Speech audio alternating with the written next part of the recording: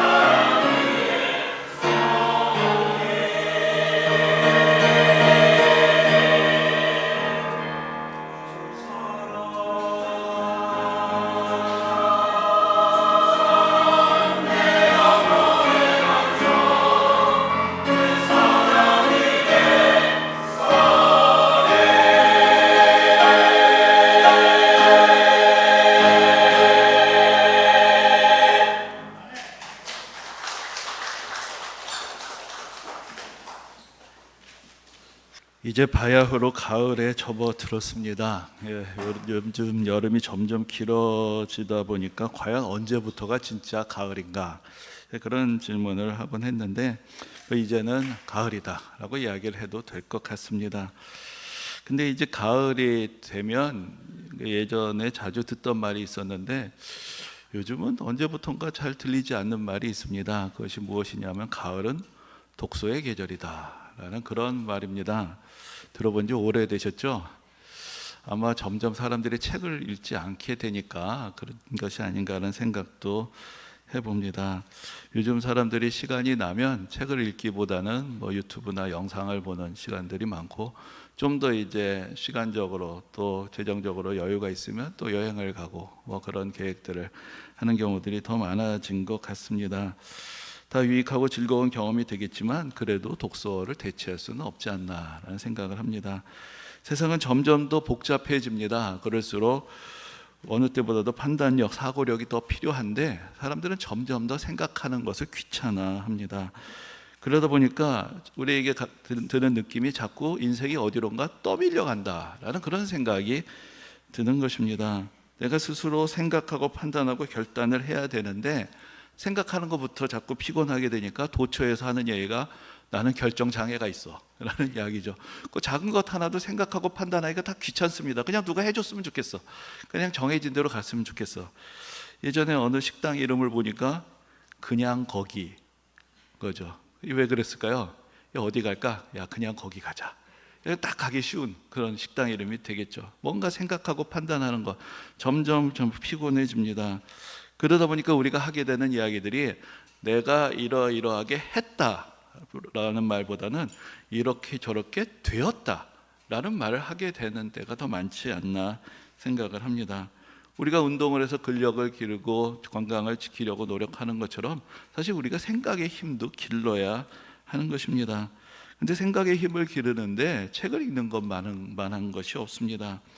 우리가 어떤 유튜브나 여러 가지 영상에서도 좋은 정보들을 얻을 수가 있습니다. 그러나 전에도 그런 말씀을 드렸지만 그런 영상이라는 것은 내가 이해하든 이해하지 못했든 그대로 흘러갑니다. 그리고 내가 그것을 보고 있는 동안에 마치 내가 그것을 이해한 것 같은 착각을 주지만 막상 지나고 나면은 마음에 남는 것이 별로 없는 경우가 많습니다. 하지만 책을 읽는다는 것은 내가 이해하지 못하면 사실 한 페이지도 제대로 넘어가지를 못합니다. 그냥 내가 피곤해서 차라리 졸거나 책을 덮게 되면 됐지, 내가 그래도 그 내용하고 씨름하는, 그러면서 내 사고력을 기르는 그런 시간들이 그 가운데 있게 되는 것입니다.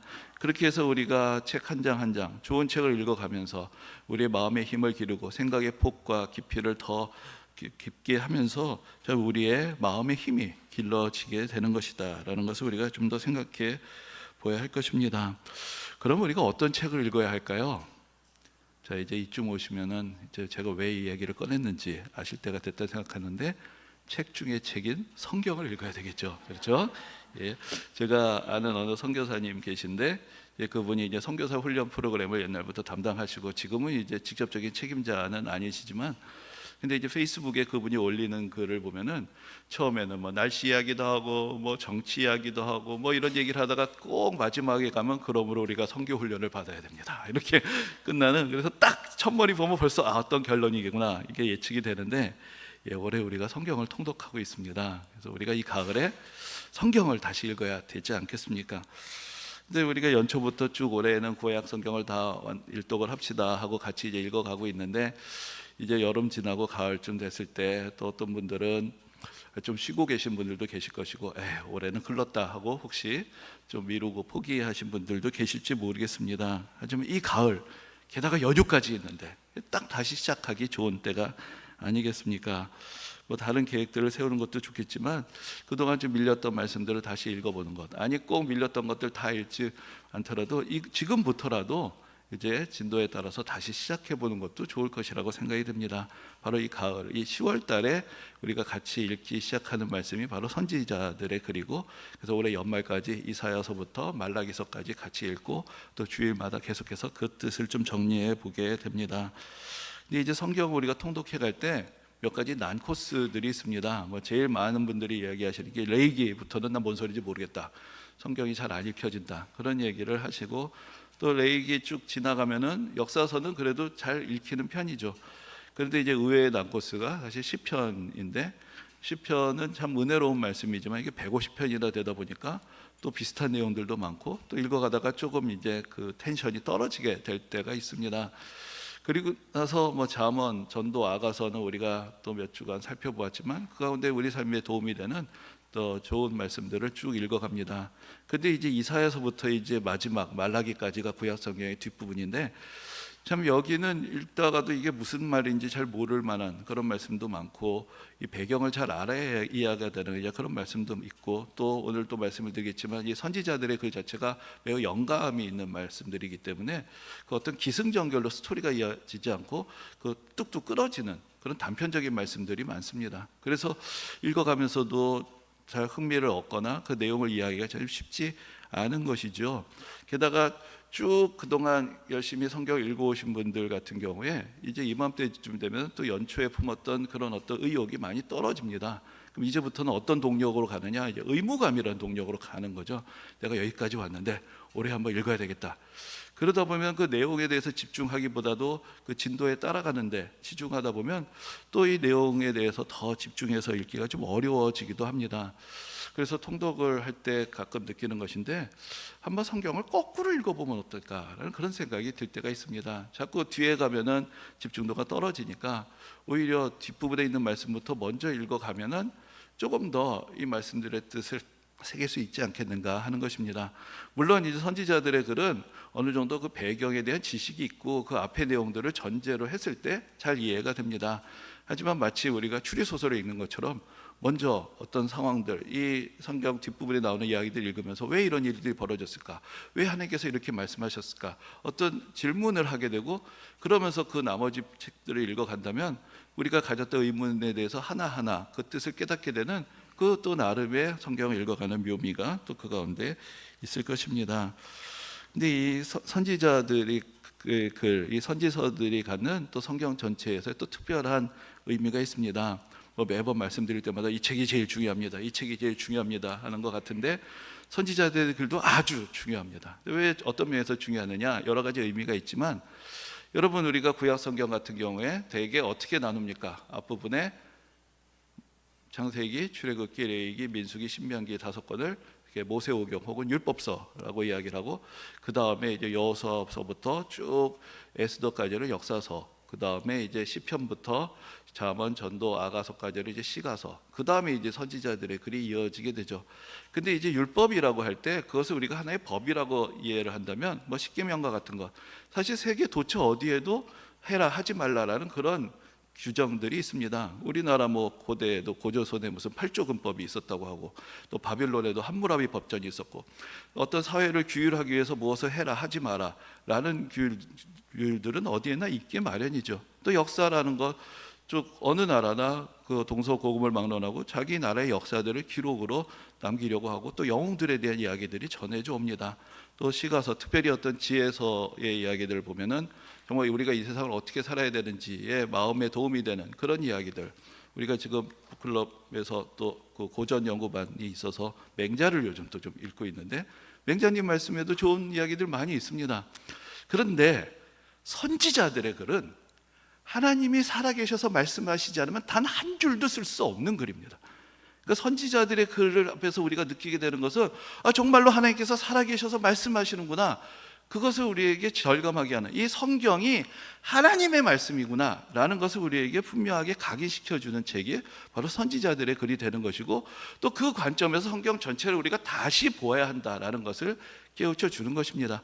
그래서 선지자들의 글을 먼저 읽는 것도 유용하다라고 말씀을 드린 것은, 구약 성경의 그 역사서가 단지 어느 날의 이야기가 아니라 하나님께서 그들 가운데 어떻게 행하셨는가를 전해주는 말씀이고, 십계명과 같은 율법이 그냥 우리에게 이래라 저래라 하는 어디에나 있는 그러한 그 금령들이 아니라 하나님과 이스라엘 백성들이 맺은 언약의 기록이라는 것을 알게 되고, 지혜의 말씀들을 통해서 얻게 되는 것은 정말로 여호와를 경외하는 것이 지혜의 근본이고, 하나님께서 오늘도 이 말씀을 통해서 나의 갈 길을 가르쳐 주시는구나, 그것을 깨닫게 되는 것이죠. 그래서 선지자들의 글은 하나님의 말씀으로서의 성경을 우리가 어떻게 대하고 읽어가야 하는가, 그 자세를 다시 바로잡아주는 이제 그런 책들이라고 할 수가 있습니다. 근데 이제 선지자들은 어떤 사람들인가?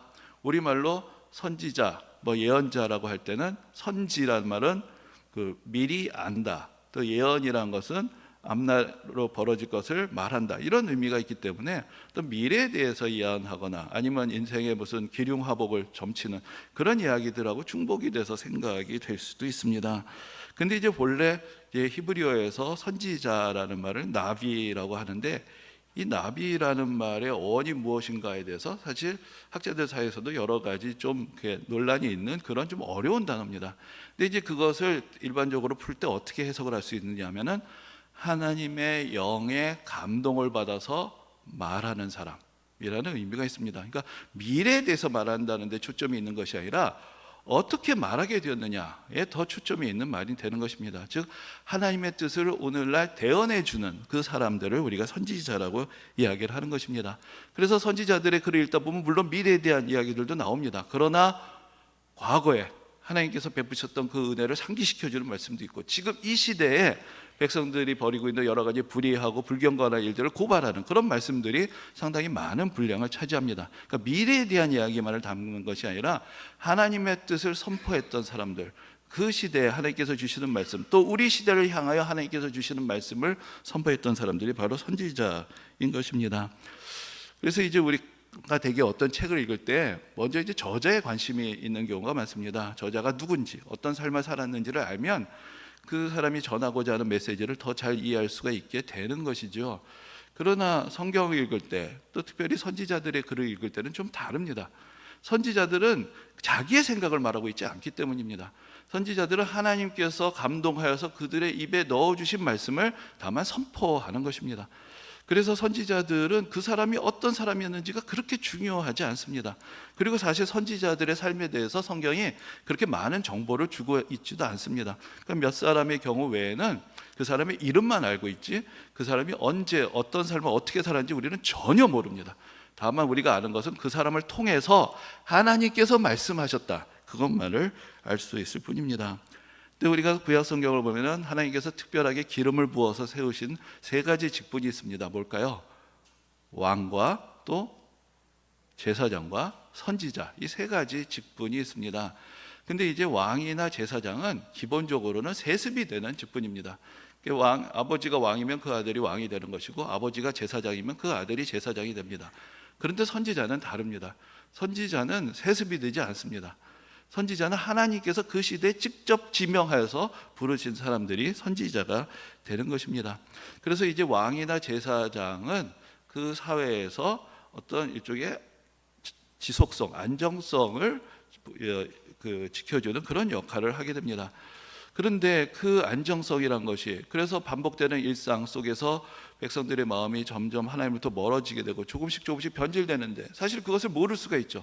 그러나 선지자들은 그때 역동적인 하나님의 말씀을 통해서 그 어그러진 일상을 바로잡고 하나님께로 돌이키는 그런 역할을 하는 것입니다. 그리고 이 어떤 제도나 전통이라는 이름으로 구조화되어 가고 있는 그런 악에 대해서 선지자들은 날카롭게 하나님의 본래의 뜻을 선포하면서 그것들을 변혁시키고 잘못된 것들을 깨뜨리는 그런 역할을 한다는 면에서 왕이나 제사장들과 구분되는 또 선지자들의 중요한 역할이 있는 것입니다.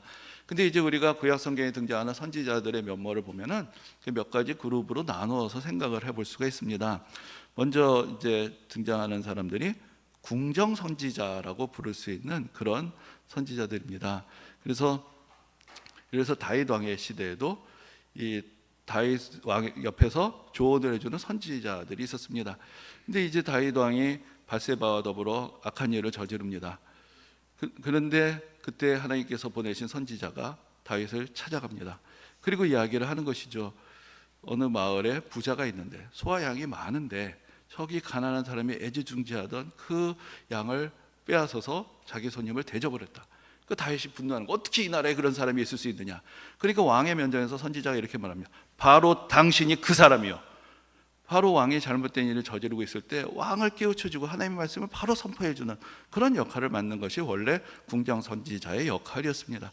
그런데 이 궁정 선지자는 왕과 자주 접하게 되고 어떤 면에서는 왕으로부터 녹을 받고 살아가게 되면 사실 점점 변질되기가 쉬운 것이죠. 하나님의 뜻을 전하기보다는 왕이 듣고 싶은 이야기를 하게 되는 이제 그런 위기들이 찾아오게 됩니다. 바로 그러한 대목이 이제 열왕기상의 22장에 있는데, 그때 이제 등장하는 사람은 아합이라는 성경에서 악한 왕의 대명사처럼 되어 있는 그런 왕이었습니다. 그런데 참 놀랍게도 아합 왕에게도 궁정 선지자들이 있었습니다. 그래서 아합 왕에게 하나님의 뜻을 가르쳐 준다는 사람들이 있었던 것이죠. 근데 이제 아합 왕이 전쟁터로 나가려고 합니다. 선지자들을 모읍니다. 자, 이 전쟁에 나가면 어떻게 되겠느냐. 그야말로 그 나가기 전에 이 전쟁이 길한 거냐 흉한 거냐 점을 치듯이 물어봅니다. 그러니까 이 사람들이 다 한 목소리로 나가시면 승리합니다라고 그렇게 외칩니다. 아합 왕이 전쟁터에 나갑니다. 그러나 거기서 대패하게 되고 아합 왕이 그 전쟁에서 목숨을 잃습니다. 이 선지자들 무슨 얘기를 한 겁니까? 하나님의 영감이 없습니다. 그럼에도 불구하고 예언을 합니다. 무엇을 위해서? 왕에게 잘 보기 위해서 예언을 하는 것이죠. 그래서 하나님의 뜻을 전해야 되는 그 사명이 사실은 그런 궁정 선지자들에게서부터 오히려 그 변질되고 왜곡되는 그런 모습들도 성경에서 볼 수가 있습니다. 근데 이와는 반대로 독립적으로 활동하는 선지자들도 있죠. 그 대표적인 사람이 엘리야나 엘리사 같은 선지자입니다. 엘리야 선지자도 바로 그 아합 왕의 시대에 활동했던 선지자인데, 엘리야가 성경에 등장할 때는 그냥 뜬금없이 나타납니다. 누구의 자식인지 어떤 배경을 지녔는지 전혀 나오지 않고 그냥 갑자기 엘리야가 성경에 등장합니다. 근데 그 아합 왕의 시대가 불의했던 것은 백성들이 그 바알에게로 기울었기 때문이고, 바알이 비를 내려주고 바알이 우리의 농사를 그 풍년을 들게 해준다라고 생각하면서 사람들이 다 바알에게 빌고 있었던 때였습니다. 근데 그때 엘리야 선지자가 선포하죠. 하나님께서 3년 동안 비를 내리지 않으실 것이다. 이제 이 땅에서 비가 내리지 않을 것이다. 누가 비를 내리는지, 우리가 누구를 경배해야 하는 것인지를 도전적으로 선언했던 이제 그런 선지자였고, 이적을 행하고 하나님께 기도해서 바로 하늘에서 그 불을 내리게 하는 그런 놀라운 권능을 보여주었던 그런 선지자였습니다. 근데 이제 그 엘리야 선지자나 또 그의 후계자였던 엘리사 같은 선지자들은 자기의 이름으로 된 책을 남기지는 않았습니다. 그래서 그들은 위대한 선지자였지만 성경에는 엘리야서, 엘리사서 이런 책이 없습니다. 그래서 이제 또 다른 부류로 우리가 볼 수 있는 선지자들이 있는데, 그 사람들이 바로 이제 이사야부터 예레미야, 에스겔, 다니엘, 그다음에 쭉 호세아, 요엘, 아모스 쭉 말라기까지 이어지는 선지자들, 이 사람들을 우리가 문서 선지자라고 또 그렇게 구분을 하게 됩니다. 이분들은 하나님의 말씀을 글로 적어서 남겼던 이제 그런 선지자들이었습니다. 근데 이제 이스라엘 역사에서 대략 이 문서 선지자들이 등장하기 시작하던 때가 기원전 8세기입니다. 그럼 기원전 8세기가 어떤 때인가? 그때는 이제 우리가 이스라엘 역사를 다시 돌아보면 다윗과 솔로몬 시대에 그 번성하던 나라가 남과 북으로 갈라지게 되죠. 그래서 남유다, 북이스라엘이라고 부르는 두 나라로 갈라지는데, 그래도 그 시대까지는 괜찮았습니다. 오히려 그 시대는 상당히 정치적으로 이전의 혼란을 좀 벗어나서 안정돼 있었던 시대고, 경제적으로도 상당히 번영하던 그런 시대였습니다. 그런데 그러면서 빈부의 격차는 심해지고 사회적인 불의도 더 심해지고, 가난한 사람들이 억압과 고통을 당하고 있는데 그것들을 깨닫지 못하고 있고, 백성들은 그 물질적인 번영에 취해서 자기들에게 물질적인 번영을 약속해주는 우상들에게로 자꾸만 마음이 기울어지던 그런 시대였습니다. 그때 이제 문서 선지자들이 등장을 해서 하나님의 말씀을 선포하며 또 하나님의 말씀을 기록하여서 남기게 되었던 것입니다. 그래서 그들이 글로 기록해서 말씀들을 남기게 될 때, 어떤 선지자들은 그들이 선포한 말씀을 다른 기록하는 사람이 있어서 그것을 적어서 문서로 만들기도 합니다. 어떤 선지자들은 자기들이 직접 기록을 남기기도 하고, 또 그렇게 기록됐던 그때 주신 말씀들이 모아져서 하나의 책으로 또 모여지기도 합니다. 그렇게 해서 하나님께서 기록을 하시는 것은 이 말씀들이 흩어지지 않도록, 바로 오늘 우리의 시대까지 우리가 그 말씀들을 듣고 받아들일 수 있도록 이제 하나님께서 그 거룩한 선지자들의 말씀들을 기록해서 남기게 하신 것입니다. 근데 이제 그 선지자들이 그 이후 주전 8세기부터 시작해서 수백 년 동안 여러 가지 다양한 시대에 다양한 모습으로 나타나서 말씀을 전했는데, 앞에서 말씀드린 것처럼 그 뒤에서 말씀하신 분은 동일하신 분이기 때문에 이제 그들이 가지고 있는 메시지에는 어느 정도 그 전체적인 공통점이 있습니다. 근데 모든 선지자들이 말씀을 전할 때 물론 그들이 영감을 받아서 말하는 것이지만 그것이 다 즉흥적으로 되어지는 것이 아닙니다. 선지자들의 메시지에는 분명한 기초가 있습니다. 그것이 두 가지인데, 하나는 바로 하나님과 이스라엘 백성들이 맺은 언약입니다. 그리고 또 하나가 하나님의 성품입니다. 이 두 가지가 기초가 되어서 하나님의 말씀을 전하는 것입니다. 만약 우리 시대에도 누군가가 내가 하나님의 계시를 받았다라고 막 떠들어댈 수가 있겠죠. 그럼 이게 정말로 하나님의 말씀인지 아닌지 어떻게 구분을 하겠습니까? 정말로 하나님께서 그에게 계시를 주시고 말씀을 주셨다면은 이미 하나님께서 주신 계시와 언약의 말씀들과 같은 이야기를 할 것입니다. 하나님의 말씀은 영원토록 변하지 않기 때문입니다. 그런데 우리가 알고 있는 하나님의 말씀과 다른 이야기를 지멋대로 하면서 이것이 하나님의 계시라고 얘기하면 우리는 그 사람은 거짓 선지자다라고 이야기하게 되는 것이죠. 선지자들은 자기 마음대로 아니면 그 즉흥적으로 말씀을 전하지 않았습니다. 이스라엘 백성들은 하나님의 백성이다. 하나님과 맺은 언약 안에 있는 백성이다. 근데 왜 그 언약에 충실하지 않느냐? 또 하나님은 어떤 분이시냐? 이 백성들을 사랑하시고 영원토록 버리시지 않는 자비하신 하나님이시다. 그분의 은혜와 그분의 자비는 무한하다. 이 틀 안에서 하나님의 말씀을 전하고 있는 것입니다. 그래서 이제 우리가 선지자들의 글을 읽어볼 때 몇 가지 이제 특징적인 메시지들이 있습니다. 첫 번째는 바로 심판에 대한 경고의 말씀입니다. 이 백성이 하나님과 맺은 언약 안에서 거하지 않고 그 언약을 벗어나서 불의한 일을 행할 때 바로 선지자들은 그들의 불의함을 지적하는 것이죠. 사회적인 불의함, 그리고 하나님만을 경배하지 않는 그 우상 숭배, 그 죄악들을 낱낱이 고발을 하고 심판을 경고합니다. 그리고 또 하나님의 성품의 기초에서 그러나 하나님께서 이 백성들을 영원히 버리시는 것이 아니라 결국은 다시 돌이키시고 회복시키실 그 언약의 말씀을 또한 증거하게 되는 것입니다. 그래서 우리가 선지자들이 미래에 대해서 이야기를 한다라고 또 그런 말씀들을 보게 될 때 우리가 이렇게 생각해 볼 수 있습니다. 자, 여기 하나님과 맺은 언약이고 하나님의 이미 주신 말씀이 있습니다. 그런데 어떤 사람이 지금 당장은 참 어렵게 살아갑니다. 힘든 일이 많습니다. 그러나 그 마음속에 진정으로 신실함이 있고 하나님의 말씀대로 살아간다면 무엇이라고 예언할 수 있겠습니까? 지금은 어렵지만 지나간다. 하나님께서 함께 하신다. 하나님께서 형통하게 하실 것이다. 하나님의 말씀의 기초에서 예언의 말씀이 나오는 것입니다. 근데 어떤 사람이 지금은 아주 잘 살고 있습니다. 떵떵거립니다. 남부를 것이 없습니다. 그러나 그가 하나님을 멸시하고 그 가운데 경건한 삶의 모습이 없고 불신앙적인 삶을 살아가고 있다면 예언할 수 있는 것이죠. 그의 형통함은 오르막하지 못할 것이다. 하나님께서 그의 불의하심에서 심판하실 것이다. 예언의 말씀이 나오게 되는 것은 하나님의 언약에 기초해서 예언의 말씀이 등장하게 되는 것입니다. 그리고 이제 또 한 가지 선지자들이 전해주는 중요한 말씀 중에 하나가 온 세상의 통치자이신 하나님의 권능을 선포하는 것입니다. 그래서 우리가 앞에 있는 성경의 말씀들을 보면은 대개 성경의 주요한 사건들이 이스라엘 땅에서 이스라엘 백성들 가운데서 일어납니다. 그런데 이제 아까 말씀드린 대로 이제 주전 8세기라는 시대가 이스라엘의 마지막 번영기다 말씀을 드렸는데 그 다음부터는 중동의 역사가 판이 완전히 바뀌고 대제국의 시대로 넘어가게 됩니다. 그러면서 많은 약소 국가들이 그야말로 그 풍전등화와 같은 그 위기의 상황을 맞이하게 되는 것입니다. 이스라엘도 예외가 아니었습니다. 그리고 그렇게 됐을 때 사람들이 느끼기를 이 세상을 주도하는 것은 저런 대제국들의 힘이다 라는 생각을 갖게 되는 것이죠. 그러나 그 시대 선지자들은 외칩니다. 이 제국들 위에 하나님께서 계시고 오히려 그 제국들을 통해서 지금도 하나님께서 역사하시는 것이다. 세상의 눈을 더 넓게 보게 하고 온 세상을 다스리시는 하나님의 권세를 보게 하는 그런 메시지들을 전하는 것입니다. 그리고 마지막으로 중요한 것이 이 모든 하나님의 은혜의 역사, 태초부터 시작하여서 이스라엘 백성들을 통해서 역사하셨고 지금 이 위기의 순간에 또한 이스라엘 백성들에게 말씀하신 이 하나님의 궁극적인 뜻은 어디에 있는가? 결국 이 죄로 물든 이 세상을 하나님의 은혜로 다시 회복시키시고 구원하시기 위해서 장차 우리에게 구원자 메시아를 보내주실 것이고 하나님의 은혜의 나라를 이루실 것이다라는 그런 궁극적인 하나님의 약속을 선지자들이 다시 마지막으로 선포를 하게 되는 것입니다. 그래서 어떤 선지자들의 글에도 사실 이 네 가지 요소들이 여러 가지 모습으로 이제 등장을 하고 있는 것을 볼 수가 있습니다. 근데 이제 오늘 우리가 마지막으로 이제 오늘 본문의 주인공인 이사야 선지자에 대한 이야기를 잠깐 나눠보려고 합니다. 근데 이제 이사야 선지자가 바로 그 문서 선지자들이 처음으로 등장하던 그 주전 8세기부터 활동을 시작했던 시대고 이 시대가 그 남유다의 역사에서는 우시야, 요담, 아하스, 히스기야 왕의 시대였습니다. 근데 이제 우시야 왕의 시대는 그래도 비교적 안정이 되었었던 그런 시대였지만 이제 시대가 변하면서 나중에 히스기야 왕의 시대가 되면 그때는 아수르의 세상이 되어버립니다. 그리고 북이스라엘을 아예 아수르에게 멸망을 해버렸고 그 아수르의 군대가 남유다까지 포위하게 되는 그런 위기로 치닫던 그런 시대였습니다. 그 시대에 하나님의 말씀을 전했던 선지자가 바로 이사야 선지자였습니다.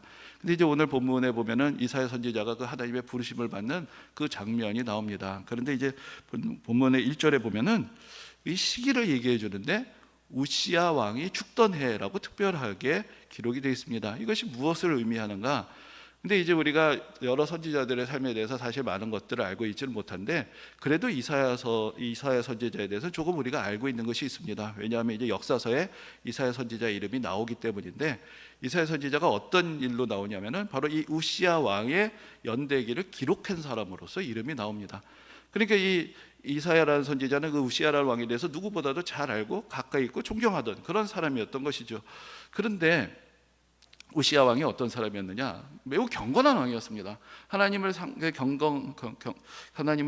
경외하고 참으로 경건하고 선한 성품을 가진 사람이었는데, 그래서 많은 백성들에게 선한 정치를 베풀고 칭송을 받던 왕이었습니다. 그런데 말년에 이 사람이 교만하게 됩니다. 그래서는 제사장만이 들어갈 수 있는 성전 안에 자기가 들어갔다고 합니다. 나도 경건한 왕이고 나도 하나님을 경외하고 내가 이 나라의 왕인데 내가 못할 게 뭐 있어. 그 성전 안에 들어가서 자기가 분향하겠다고 하는 것이죠. 성전 안에 들어갑니다. 하나님께서 우시야 왕을 치십니다. 그래서 우시야 왕에게 나병이 발병하게 되고, 그러니까 제사장이 이 거룩한 성전 안에 나 혼자가 있으니까 어떻게 빨리 사람들을 보내서 거기서 끌려 나옵니다. 그리고 나서는 그 병에서 벗어나지 못하고 결국은 세상을 떠나게 됐습니다. 많은 사람들에게 칭송받던 경건한 왕이 결국 그의 교만함으로 말미암아 또 그러한 마지막을 경험하게 되는, 이제 그 시대에 그것을 가장 곁에서 보았던 이사야의 마음은 어땠을까요?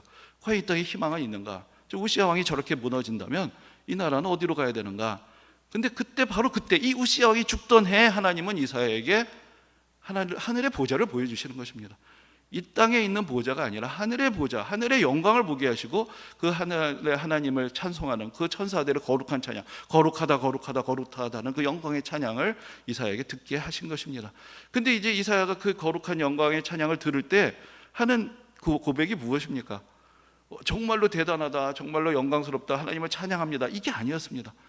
그 성경의 표현대로 화로다 나여 망하게 되었구나, 나 이제 끝장이다, 나 이제 죽었구나, 이제 그런 이야기를 하는 것이죠. 왜 그렇게 되었을까요? 하나님의 거룩함을 보는 그 영광이 나타나는 그 모습 앞에서 자기가 죄인이란 것이 너무나 명백하게 드러나기 때문에 그것을 견딜 수가 없었던 것입니다. 바로 그러면서 고백합니다. 나는 입술이 부정한 사람이요, 입술이 부족한 백성들 가운데서 거하면서 죄를 지었다. 늘 하나님을 믿는다 하지만은 부정적인 이야기들을 하고 하나님에 대한 믿음을 잃어가고 이 세상의 여러 가지 혼란 가운데 휩쓸려 날아갔던 그 자기의 마음, 그것이 너무나 이 마음속에 절절하게 와 닿았던 것입니다. 그때 하나님의 천사가 성전의 제단의 숯불을 가지고 이사야 선지자의 입에 댔습니다. 그러면서 내 모든 죄가 사해졌다라고 이렇게 선언을 합니다. 바로 그 자리에서 이사야 선지자는 놀라운 영적인 체험을 하는 것입니다. 하나님의 영광을 보고 그 영광의 비단에서 우리가 죄인임을 경험하고, 그러나 하나님의 은혜로 그 모든 죄가 용서되는 그 놀라운 은혜를 그 자리에서 바로 경험하게 되었던 것입니다. 그리고 나서 이제 천상의 음성이 그의 귀에 들리게 됩니다. 근데 거기서 무엇이란 어떻게 말씀하시는가? 하나님이 말씀하십니다. 내가 누구를 보내며 누가 우리를 위하여 갈고. 하나님께서 이 어두워져가는 시대에 하나님의 말씀을 전할 사람을 찾으시는 것이죠. 누군가를 보내시려고 하시는 것입니다. 그런데 이제 대개 그 하나님께서 선지자들이나 하나님의 사람들을 택하실 때 사실 보통 사람들은 그 사명을 감당하기를 두려워합니다. 모세도 그랬습니다. 나는 말을 할 줄 못합니다. 그러니까 그의 형 아론을 그럼 내가 너의 대변인으로 붙여주겠다 해서 이제 모세를 부르셨고, 예레미야도 나는 아이라서 말을 할 줄 못합니다. 나는 할 수 없습니다. 그런 어떤 자기의 부족함에 대한 그런 고백이 있고 거부하는 모습들을 보여주는데, 놀랍게도 이사야는 거의 성경에서 유일하게 손을 듭니다. 내가 여기 있나이다, 나를 보내주소서. 이런 사람 찾기가 참 쉽지 않은데 이사야는 담대하게 나를 보내달라고 이야기를 하는 것이죠. 그럼 어떻게 이렇게 되었을까요? 이사야는 압니다. 자기가 얼마나 부정한 죄인인지. 그러나 하나님께서 자기의 모든 죄를 용서해 주셨다는 그 경험을 하고, 이제 하나님께서 나를 용서해 주시고 나의 입술의 그 부정함을 제하해 주신 이유가 바로 하나님의 말씀을 전하게 하심이라는 깊은 깨달음이 있었던 것이죠. 하나님께서 역사하신다면 나는 할 수 있다. 그래서 그가 감히 내가 여기 있나이다 라고 손을 들었던 그런 유명한 신앙의 고백을 하게 되었던 것입니다. 자, 여러분, 이렇게 해서 이사야 선지자는 하나님의 말씀을 받은 사람이 되었고, 하나님의 보내심을 받아서 한 세대를 하나님 앞으로 돌이키는 귀한 역사를 감당하게 됩니다. 우리의 시대는 어떻게 될까요? 여러분, 구약 시대에는 아까 말씀드렸죠. 선지자들은 하나님의 영의 감동을 받아서 하나님의 말씀을 전한 사람들이었습니다. 구약 시대에는 하나님께서 하나님의 영을 그렇게 특별한 사람들에게만 부어주셨습니다. 그런데 그 선지자들 중에서 요엘 선지자가 이러한 예언을 합니다. 마지막 날이 되면은 하나님께서 하나님의 영을 모든 육체에 부어주실 것이다. 근데 이제 나중에 우리가 신약시대 사도행전을 보면은 거기서 이제 성령 강림 사건의 놀라운 은혜의 현장에서 이제 베드로가 바로 그 요엘 선지자의 예언을 가지고 백성들에게 선포합니다. 그 예언이 드디어 이루어져서 오늘 우리가 하나님의 영의 임재를 경험했다라는 것을 선언을 합니다. 여러분, 이제 우리의 시대는 성령의 시대입니다. 하나님께서 선지자들만을 통해서 말씀하시지 않습니다. 우리 모두가 성령의 은혜 가운데 있고 하나님께서 우리 모두를 통해서 역사하시는 것입니다. 우리가 앞에서 선지자들이 예언했던 대로 때가 되어서 예수 그리스도께서 이 땅에 오셨습니다. 하나님께서 보내신 분으로, 이 세상을 구원하실 분으로 이 땅에 오셨고 하나님의 놀라운 구원의 역사를 다 이루셨습니다. 그러나 예수님께서 우리에게 또한 말씀하십니다. 아버지께서 나를 보내셨듯이 나도 너희를 보내노라. 그것이 바로 예수님의 말씀이었습니다. 이제 예수님께서 이루신 구원의 역사를 전하고 하나님의 거룩하신 말씀을 전하기 위해서 하나님께서는 또한 하나님의 영을 부어주신 모든 성도들을 통해서 이제도 역사하시는 것입니다. 이제 우리가 하나님의 말씀을 전하는 그런 사명을 받았을 때 우리는 어떻게 해야 될까요? 성경을 읽어야 되겠죠. 성경을 읽고 하나님의 뜻을 알아야 그 말씀대로 전하지, 자기 생각을 얘기하지 않고 말씀대로 전할 수가 있지 않겠습니까? 또 하나님의 영의 감동을 받아서 그 말씀의 뜻을 깨닫고 그 말씀이 필요한 사람들에게 다가가서 그의 말씀을 전할 수가 있는 그 사명의 전달자가 되지 않겠습니까? 참으로 우리가 살아가고 있는 이 주위에서 우리가 속해 있는 여러 공동체, 직장과 이웃과 사회와 가족, 여러 곳에서 불의한 일들을 보면서 외면하지 않고 하나님의 말씀을 전할 수 있는 용기가 있어야 할 것이고, 어렵고 힘든 사람들을 향해서 따뜻한 마음을 가지고 위로하며 하나님의 사랑을 전하는 그런 따뜻함이 있어야 할 것이고, 구원의 복음을 들어야 할 사람들, 그 흑암 가운데 있는 그 영혼들을 향해서 하나님의 은혜를 전하고 예수 그리스도의 구원의 복음을 전하는 그 사랑이 있어야 할 것이고, 이 모든 것이 하나님의 은혜로, 하나님의 말씀으로부터 성령의 감동으로 우리에게 채워지게 될 때 하나님께서 이 시대에 또 우리를 보내시고 우리가 하나님께서 보내신 사람으로서 살아갈 수가 있게 되는 것입니다. 이제 명절을 맞아서 많은 사람들이 오가게 되고 또 가족들, 친지들 사이에 만남의 자리가 있습니다. 하나님께서 어쩌면 그날 그때를 위해서 우리를 보내시는 것은 아니겠습니까? 우리에게 지혜로운 행실이 있고 지혜로운 언어가 있어서 하나님께서 우리에게 맡기신 이야기들, 그것을 우리 주위에 살아가는 사람들에게 전할 수 있을 때 바로 하나님께서 우리에게 역사하시는 그런 은혜의 현장들로, 또 우리 가족을 통해서 하나님께서 복의 복을 더하시고 은혜를 전해주시는 그런 놀라운 은혜의 자리들이 되어갈 것입니다. 이 은혜가 모든 성도님들에게 함께 하시기를 주님의 이름으로 축원합니다.